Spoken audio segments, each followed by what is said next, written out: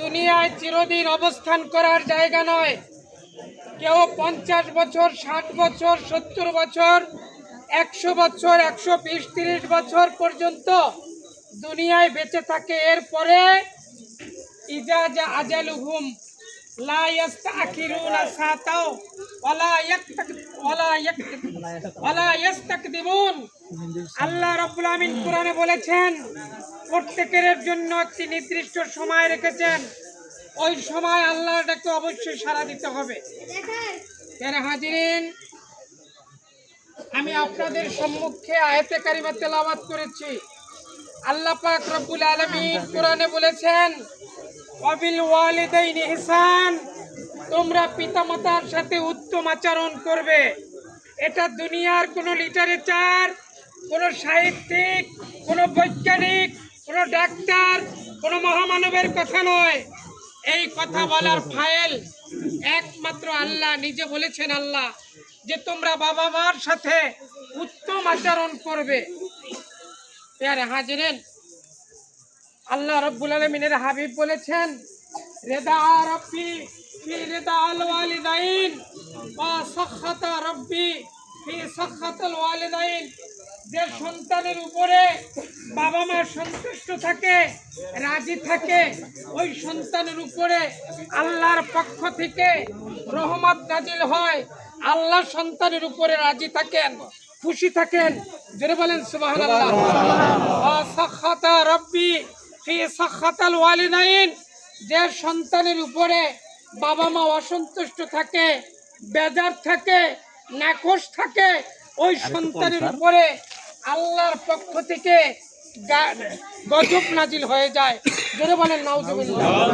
রাসূল করিম সাল্লাল্লাহু আলাইহি সাল্লাম ইরশাদ করেছেন, কোন সন্তান যদি বাবা মার দিকে একবার নেক নজরে তাকায়, তার আমলনামায় একটি কবুল হজের সওয়াব লেখা হয়।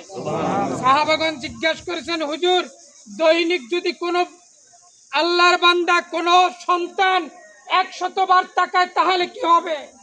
আল্লাহর নবী বলেছেন, দৈনিক যদি 100 বার মায়াবী নজরে, নরমিয়াত নজরে যদি সন্তান মায়ের দিকে তাকায়, ওই সন্তানের আমল নামায় 100টা হজের কবুলিয়াত হজের সওয়াব লেখা হয়ে যাবে। প্রিয় হাজিরিন, দীর্ঘ আলোচনা নয়, সম্মানিত ইমাম সাহেব আছেন, আমি আপনাদেরকে অনুরোধ জানাবো, আজকে যে মরহুমাকে আমরা নিয়ে উপস্থিত হয়েছি, এই মরহুমা এই দেশের এই সন্তান ছিলেন। ফকির বাড়ির মেয়ে, লাল শাড়ি পরে এই বাড়ির পুত্রবধূ হয়েছে। আজকে সাদা শাড়ি পরে সে কবরের যাত্রী হতে চলছে। যারা আমরা যুবক আছি, আমি অনুরোধ জানাবো, বাবা মার মনে যদি কেউ কষ্ট দিয়ে থাকে, ওই সন্তানের জাহান্নাম ছাড়া উপায় নেই। আর বাবা মা হলো জান্নাত, বাবা মা হলো জাহান্নাম। যদি তাদের সাথে ভালো আচরণ করতে পারে, তার জন্যই সন্তানের জন্য জান্নাত। আর যদি নাখোশ, খারাপ আচরণ করে থাকে আর মনে কষ্ট পেয়ে থাকে, তাহলে আপনারা মাপ চেয়ে নেবেন। আর যদি মৃত্যুবরণ করে, তাহলে তাদের জন্য দোয়া করবেন। দীর্ঘ আলোচনা নয়, এই মরহুমা অত্যন্ত ভালো লোক ছিল। আমাদের জানা মতে বাবুল ভাইয়ের আম্মা, ওন্ডা ভাইয়েরা যথেষ্ট সেবা শুশ্রূষা করেছে, মায়ের হক আদায় করেছে, বাবার সাথে ভালো আচরণ করেছে, মুরব্বীদের সাথে ওনাদের ভালো আচরণ আমরা জানি। সকলে দোয়া করবেন। যদি কোনো লেনদেন থাকে সেটা বলবেন, বাবুল ভাই আছে, ওয়ারিশ আছে, তারা আদায় করে নেবে। আর উনি যদি পায় সেটাও বলবেন, আপনারা পাইলেও বলবেন। আল্লাহর হস্তে তাকে মাফ করে দিবেন। দীর্ঘ আলোচনা নয়, সকলের কাছে দোয়া কামনা করে আমি আমার সংক্ষিপ্ত আলোচনা এখানেই শেষ করছি। আসসালামু আলাইকুম ওয়া রাহমাতুল্লাহি ওয়া বারাকাতুহু। যদি নিজেদের